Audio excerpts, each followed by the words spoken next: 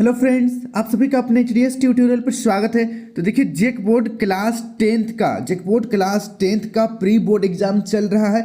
कल हिंदी का एग्जाम था। आप लोग कमेंट करके बताइएगा कि आप लोगों का एग्जाम कैसा गया। तो इस वीडियो में आप सभी को हिंदी का आंसर बताने वाला हूँ। ठीक है, कमेंट करके बताइएगा कि आपका यही क्वेश्चन था या अलग क्वेश्चन था, क्योंकि सभी जिला में अलग अलग क्वेश्चन तैयार किया गया है। ठीक है, तो चलिए आप लोग कमेंट कीजिएगा, हम लोग यहाँ पर इसका आंसर देखते हैं। पहले ये जो है गद्यांश को हम लोग पढ़ लेते हैं। इसी प्रकार से आप लोगों का फाइनल एग्जाम में भी क्वेश्चन आएगा।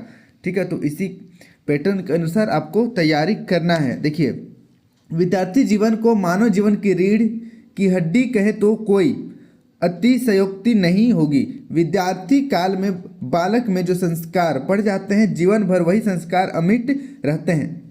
इसीलिए यह काल जीवन की आधारशिला है। यदि यह नींव दृढ़ बन जाती है तो जीवन सुखी और सुदृढ़ बन जाता है। यदि इस काल में बालक कष्ट सहन कर लेता है तो उसका शारीरिक और मानसिक स्वास्थ्य सुंदर बनता है। जिस वृक्ष को प्रारंभ में खाद पानी ठीक ढंग से मिल जाता है, वह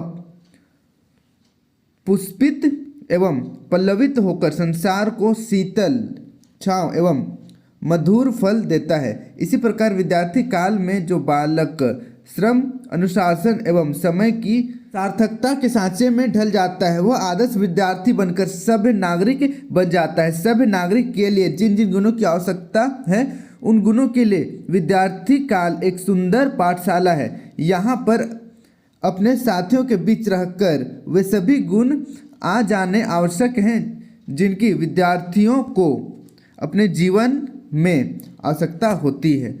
तो चलिए हम लोग अब क्वेश्चन आंसर देखते हैं। देखिए, पहला नंबर, मानव जीवन की आधारशिला क्या है? पहला ऑप्शन विद्यार्थी काल, दूसरा सुख, तीसरा नींद, चौथा आराम।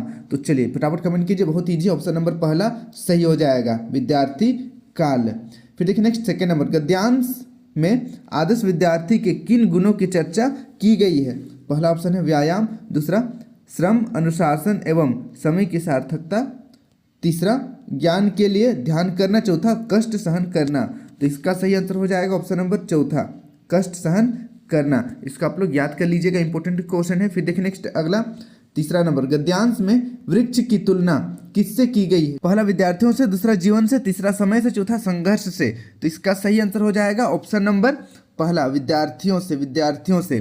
फिर देखिए नेक्स्ट अगला, 4 नंबर, मानव जीवन की रीढ़ की हड्डी विद्यार्थी जीवन को क्यों कहा गया है? पहला ऑप्शन देखिए, पूरा जीवन विद्यार्थी जीवन पर चलता है, दूसरा जो संस्कार विद्यार्थी जीवन में पड़ जाते हैं वे संस्कार अस्थायी हो जाते हैं, तीसरा ऑप्शन विद्यार्थी जीवन सुखी जीवन होता है, चौथा विद्यार्थी जीवन में ज्ञान मिलता है। तो इसका सही आंसर हो जाएगा ऑप्शन नंबर दूसरा, जो संस्कार विद्यार्थी जीवन में पड़ जाते हैं वे संस्कार अस्थायी हो जाते हैं। फिर देखिए नेक्स्ट अगला क्वेश्चन से पहले यहाँ पर निर्देश देख लेते हैं। निम्नलिखित काव्यांश को ध्यानपूर्वक पढ़कर प्रश्न संख्या 5 से 8 तक के लिए सही विकल्प का चयन करें। यहाँ पर देखिए, असफलता एक चुनौती है, स्वीकार करो। क्या कमी रह गई, देखो और सुधार करो। जब तक ना सफल हो, नींद चैन को त्यागो तुम। संघर्ष का मैदान छोड़ मत भागो तुम। कुछ किए बिना ही जय जयकार नहीं होती, कोशिश करने वालों की हार नहीं होती। देखिए यहाँ पर प्रश्न संख्या 5, कवि किसे चुनौती के रूप में स्वीकार करने के लिए कहता है? पहला ऑप्शन सफलता को, दूसरा कठिनाई को, तीसरा संघर्ष को, चौथा असफलता को। तो यहाँ पर देखिए, असफलता एक चुनौती है, स्वीकार करो। तो यहाँ पर असफलता को स्वीकार करने की बात कही गई है, ऑप्शन नंबर चौथा सही हो जाएगा। देखिए नेक्स्ट 6 नंबर, काव्यांश में किसे देखने एवं सुधारने के लिए कहा गया है? किसे देखने और सुधारने के लिए कहा गया है? पहला ऑप्शन है नींद को, दूसरा संघर्ष को, तीसरा कमी को, चौथा चुनौती को। तो इसका सही आंसर हो जाएगा ऑप्शन नंबर तीसरा, कमी को। यहाँ पर देखिए, क्या कमी रह गई देखो और सुधार करो। देखिए नेक्स्ट अगला 7 नंबर, सफलता पाने के लिए कवि क्या त्यागने के लिए कहता है? पहला संघर्ष, दूसरा मैदान, तीसरा नींद और चैन, चौथा असफलता। तो इसका सही आंसर हो जाएगा ऑप्शन नंबर तीसरा, नींद और चैन। तो आप लोग मुझे कमेंट करके बताइएगा कि आपने मैट्रिक में ज़्यादा नंबर लाने के लिए आपने क्या त्यागा है। नीचे कमेंट करना मत भूलिएगा। देखता हूँ मैं कितने सारे बच्चे हैं जो नींद और चैन को त्यागे हुए हैं। देखिए नेक्स्ट अगला 8 नंबर, काव्यांश के अनुसार किसकी कभी हार नहीं होती। पहला कोशिश करने वालों की, दूसरा जय जयकार करने वालों की, तीसरा संघर्ष का मैदान छोड़ने वालों की और चौथा असफल लोगों की। तो इसका सही आंसर हो जाएगा ऑप्शन नंबर पहला, कोशिश करने वालों की कभी हार नहीं होती। फिर देखिए नेक्स्ट अगला 9 नंबर, कौन सा वाक्य अकर्मक क्रिया का उदाहरण है? कौन सा वाक्य अकर्मक क्रिया का उदाहरण है?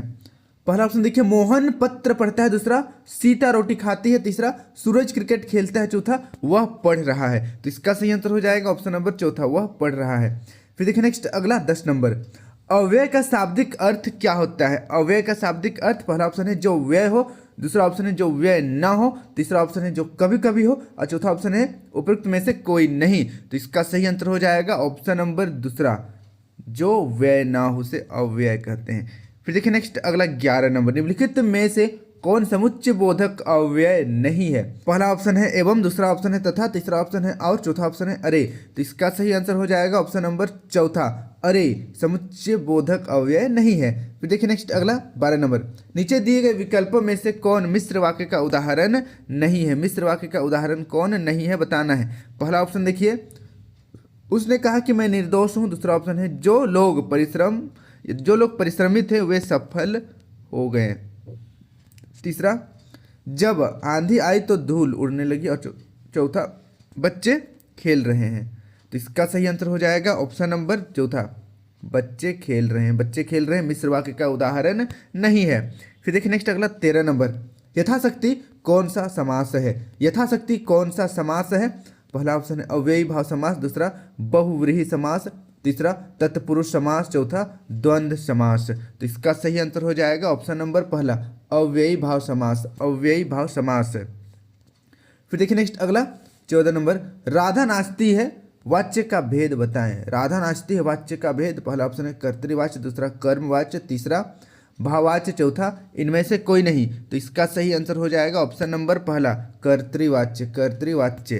फिर देखिए नेक्स्ट अगला यहाँ पर फिर से एक गद्यांश दिया हुआ है, इसको पढ़ना है और नीचे क्वेश्चन है, इसका आंसर देना है। तो हम लोग चलिए पढ़ते हैं। आषाढ़ की रिमझिम है, समुच्चा गांव खेत में उतर पड़ा है, कहीं हल चल रहे हैं तो कहीं रोपनी हो रही है, धान के पानी भरे खेतों में बच्चे उछल रहे हैं, औरतें कलेवा लेकर मेढ़ पर बैठी है, आसमान बादलों से घिरा, धूप का नाम नहीं, ठंडी पुरवाई चल रही है।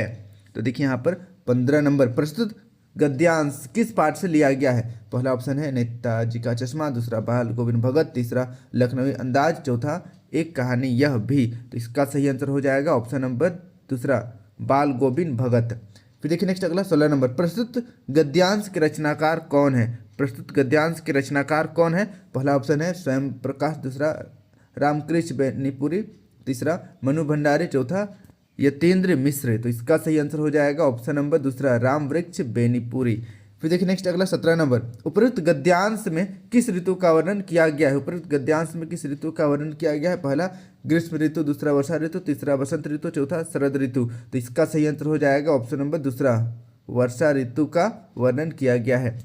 फिर देखिए नेक्स्ट अगला 18 नंबर, आसमान किस से घिरा है? आसमान किस से घिरा है? पहला ऑप्शन है बादलों से, दूसरा तारों से, तीसरा धूप से, चौथा वर्षा से। तो इसका सही आंसर हो जाएगा ऑप्शन नंबर पहला, बादलों से आसमान घिरा है।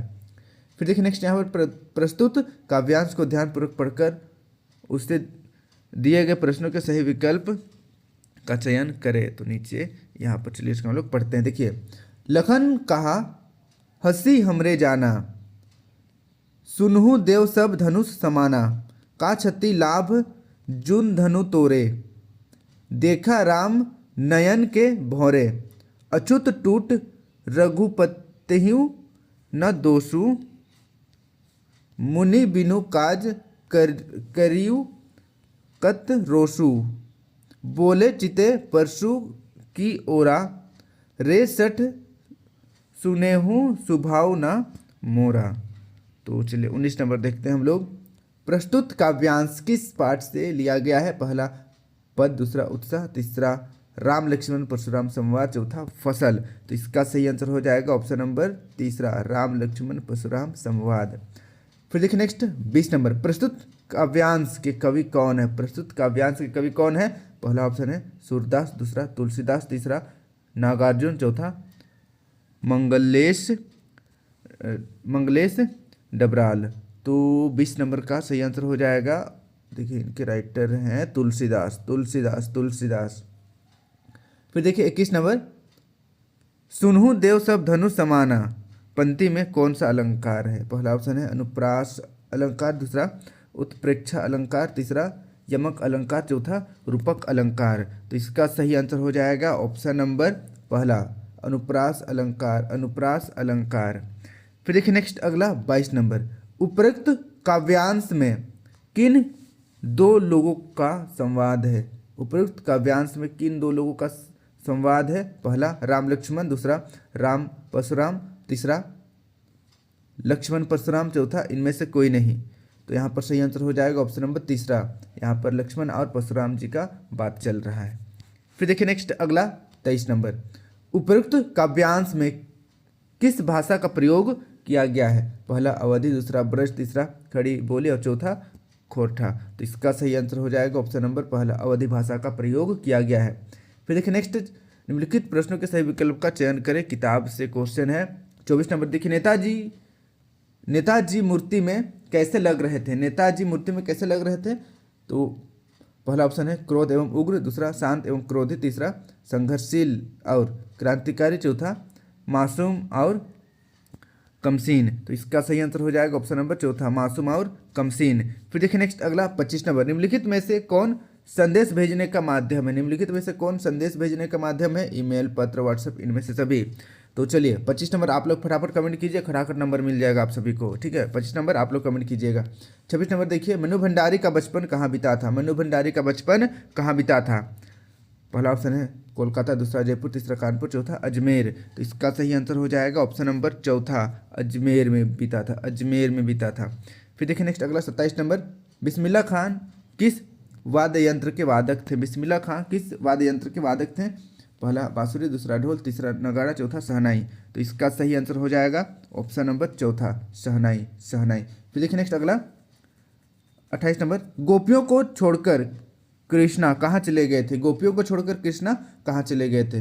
पहला ऑप्शन है वृंदावन, दूसरा मथुरा, तीसरा ब्रज, चौथा द्वारिका। तो इसका सही आंसर हो जाएगा ऑप्शन नंबर चौथा, द्वारिका। फिर देखिए नेक्स्ट अगला 29 नंबर, भोलानाथ किसको देखकर सिसकना भूल जाते थे? भोलानाथ किसको देखकर सिसकना भूल जाते थे? पहला ऑप्शन है अपनी माता को, दूसरा अपने पिता को, तीसरा खेल के साथियों को, चौथा अपने भाइयों को। तो इसका सही आंसर हो जाएगा ऑप्शन नंबर चौथा, अपने साथियों को। फिर देखिए नेक्स्ट अगला 30 नंबर, लेखिका ने गंगटोक को किसका शहर कहा है? पहला ऑप्शन है मेहनतकश बादशाहों का, दूसरा परिश्रमी लोगों का, तीसरा वैज्ञानिकों की देन का, चौथा प्राचीन परंपराओं का। तो इसका सही आंसर हो जाएगा ऑप्शन नंबर पहला, मेहनतकश बादशाहों का, मेहनतकश बादशाहों का। तो इसको आप लोग याद कर लीजिएगा और आप लोग कमेंट करके बताइएगा कि आप लोगों का एग्ज़ाम कैसा गया है, ठीक है। और इसमें से भी कुछ फाइनल बोर्ड एग्जाम में क्वेश्चन रहेगा, इसलिए सभी क्वेश्चन को याद कर लीजिएगा।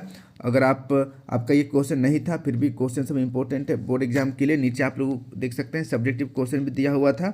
तो आप लोगों का ओवरऑल एग्जाम कैसा गया नीचे कमेंट करना मत भूलिएगा। और किसी और वीडियो में मैं इन सभी सब्जेक्टिव क्वेश्चन का आंसर बता दूंगा। फिलहाल मैंने 30 MCQ क्वेश्चन का आंसर बताया है, ठीक है। अपने सभी दोस्तों के साथ वीडियो को शेयर कर दीजिएगा। और आप लोगों का एग्जाम कैसा गया प्री बोर्ड का नीचे कमेंट करना मत भूलिएगा। आज के लिए इतना ही। Thank you for watching video. जय हिंद, जय भारत।